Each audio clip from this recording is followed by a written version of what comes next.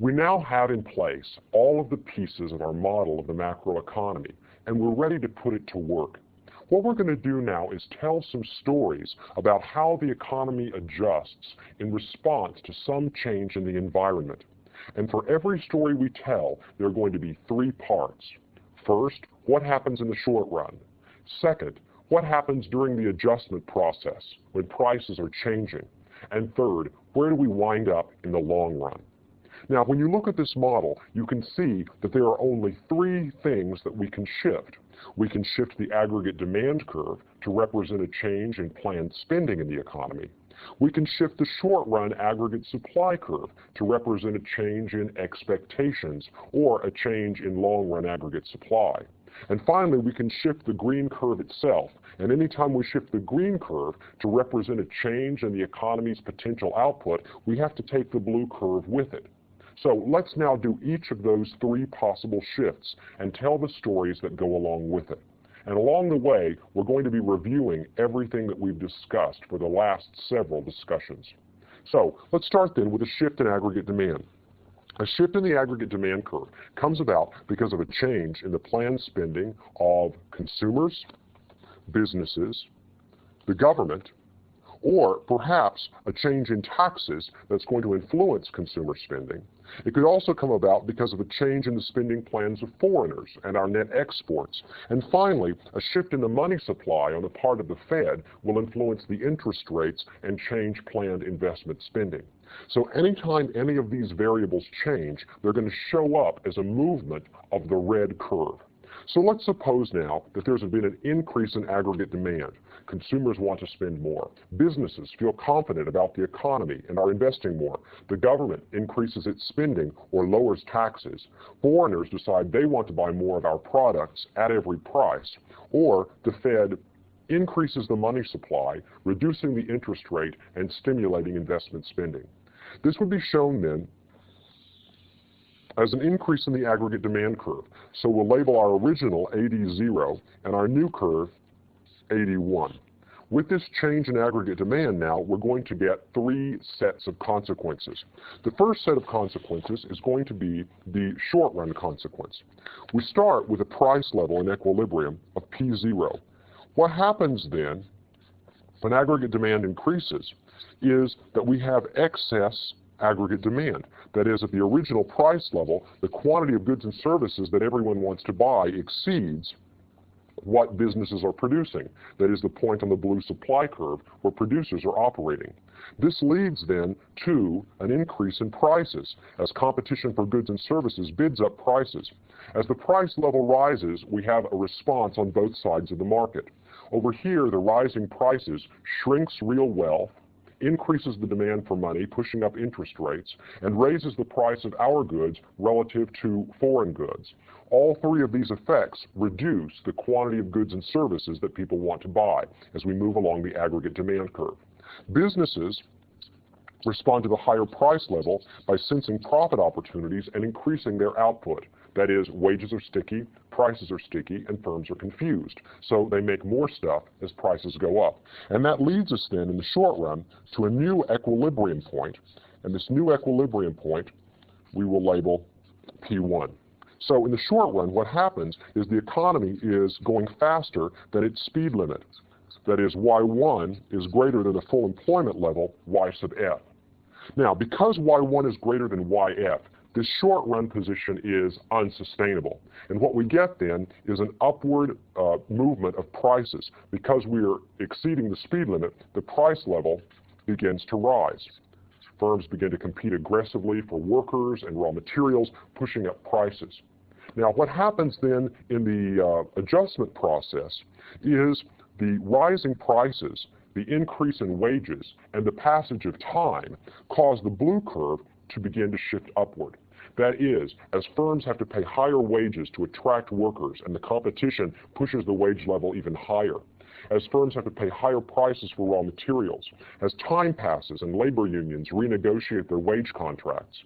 As firms have the opportunity to stamp new prices on their products with the passage of time. And finally, as firms figure out that it's not just their prices that have gone up, but all the prices in the economy, everyone begins to pass these higher prices along. Everyone decides, they form the expectation that inflation has set in, and people begin to raise their prices in anticipation of even more inflation. So the price level goes up with the passage of time, and the fog clears, and everyone realizes that we're in inflation. With inflationary expectations setting in, the short-run aggregate supply curve keeps shifting upwards until we get to the new short-run aggregate supply curve. And I'm going to label this SRAS infinity, because we get to this curve at the end of the adjustment process. There are going to be intermediate steps along the way. The curve will shift up, as I just showed you. That is, we're going to move along the aggregate demand curve as businesses cut back their production and raise their prices. And finally, we wind up at this new long-run macroeconomic equilibrium where the red curve intersects the blue curve, intersects the green curve. So, in long-run macroeconomic equilibrium, firms pass the rising prices on to their customers until aggregate demand is choked back to full employment. Long-run macroeconomic equilibrium occurs where the blue curve and the red curve cross on top of the green curve. That is, we're not in long-run macroeconomic equilibrium until we have returned to full employment and the prices have stopped rising. This is what long-run adjustment looks like.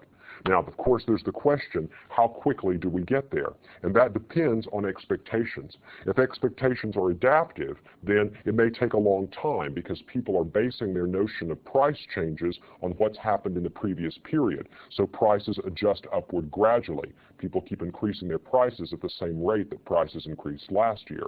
On the other hand, if expectations are forward-looking and rational, then we move immediately to the new short-run aggregate supply curve because people see that we're past full employment and they raise their prices immediately. They raise their wage demands immediately to get here so that they're not left behind. People anticipate where the economy is going to wind up, and they make choices right now that move the economy immediately to that point. One of those choices would be a choice about investment demand.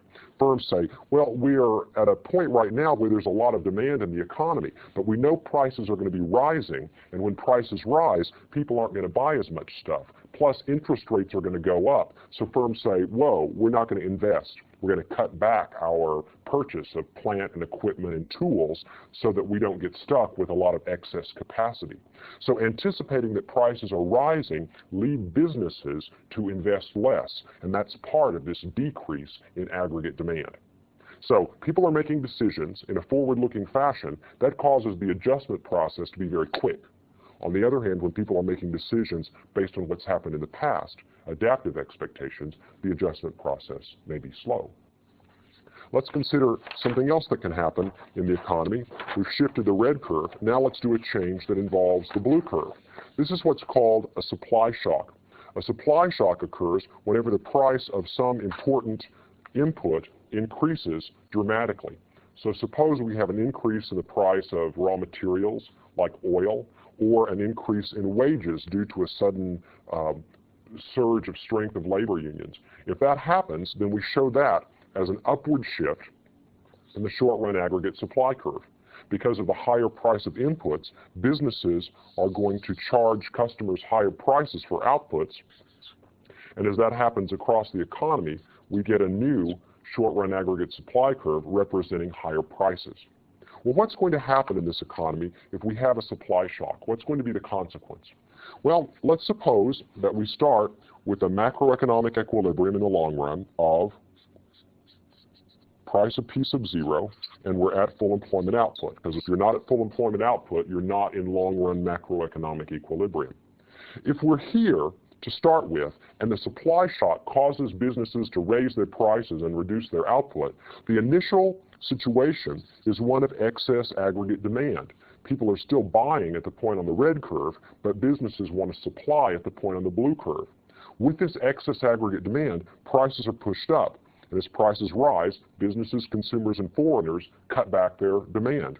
Businesses, meanwhile, because of sticky wages, sticky prices, and confusion, increase their output until, in the short run, we find ourselves at this point, P1, an increased price level, and this output level, Y1, which is below full employment. Well, because we're below full employment now, we have downward pressure on prices. Wages and prices tend to fall because of unemployment and slack in the economy. What's going to happen then is that businesses pass these lower costs on in the form of lower prices. Competition leads businesses to lower their prices because wages are falling until we return to the original short-run aggregate supply curve. That is, we're going to be below full employment until the short-run aggregate supply curve moves along the aggregate demand curve, dragging equilibrium back to its original point.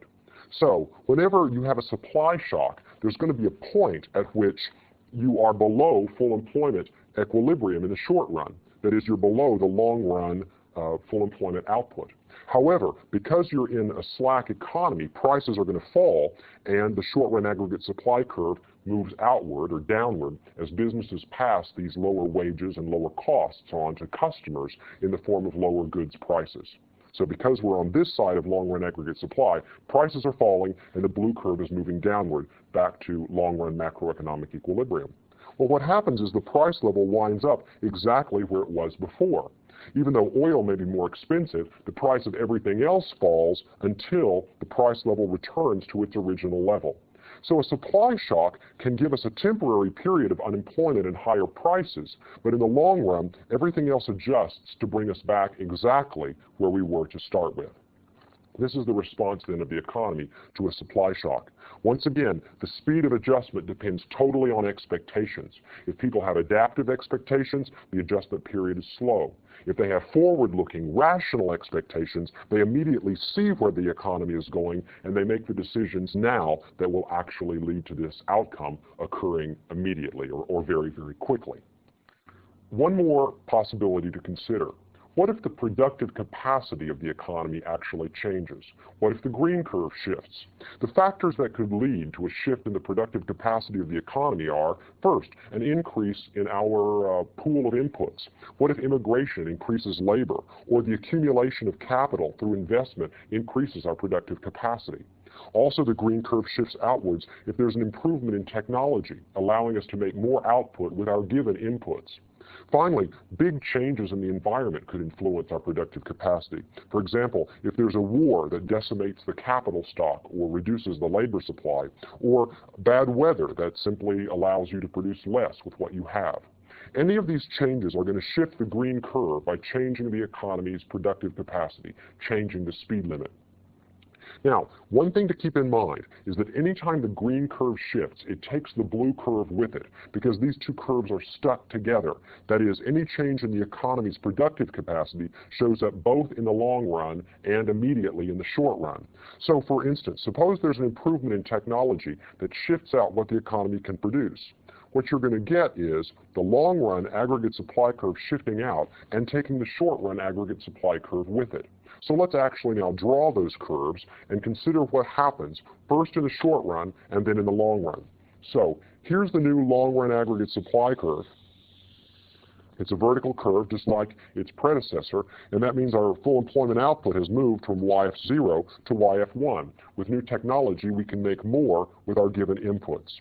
So let me go down here and label this new green curve long-run aggregate supply curve 1. This is its new position.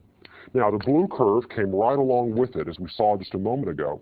So let me draw it in. Here's short-run aggregate supply curve 1. The new curve has shifted outward. That is, with the increase in technology, at any given price level, firms will produce more output than before. Now, what happens to output?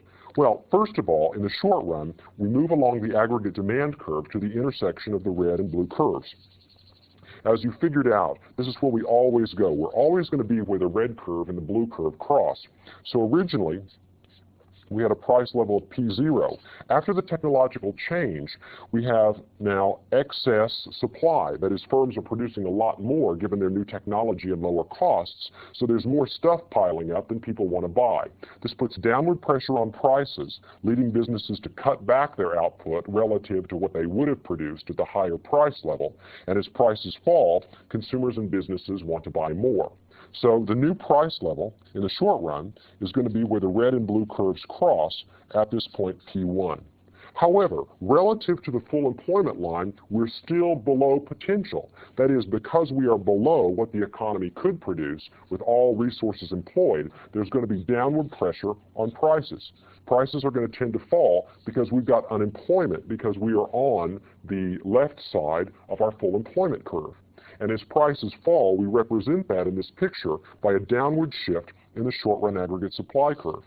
Because there is slack in the labor market and slack in the market for material inputs, the prices of those inputs is going to fall, and firms in competition with one another will pass those lower costs on to their customers in the form of lower prices. Eventually, we get to this point right here, short-run aggregate supply infinity, where the short-run aggregate supply curve winds up when all the price adjustment is done. This is our new long-run macroeconomic equilibrium. Long-run macroeconomic equilibrium occurs at the point where the red and blue curves cross on top of the green curve. We've now got no more price pressure.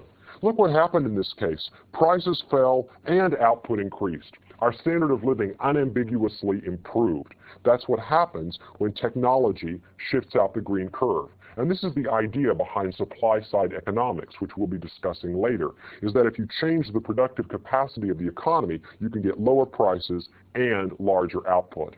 Once again, how long does it take us to get from SRAS 0, the original equilibrium, to this new one in infinity? Does it take forever? Well, it might if expectations are adaptive and people keep looking backwards, letting adjustments occur in a slow process. But if there are rational expectations, people see that this is where the economy is going, and competition pushes prices down now, businesses invest more in anticipation of the boom, and people start spending their newfound wealth even before it's completely in the bank. So with rational forward-looking expectations, the adjustment process is very rapid. With backward-looking adaptive expectations, it could take us a long time to get here.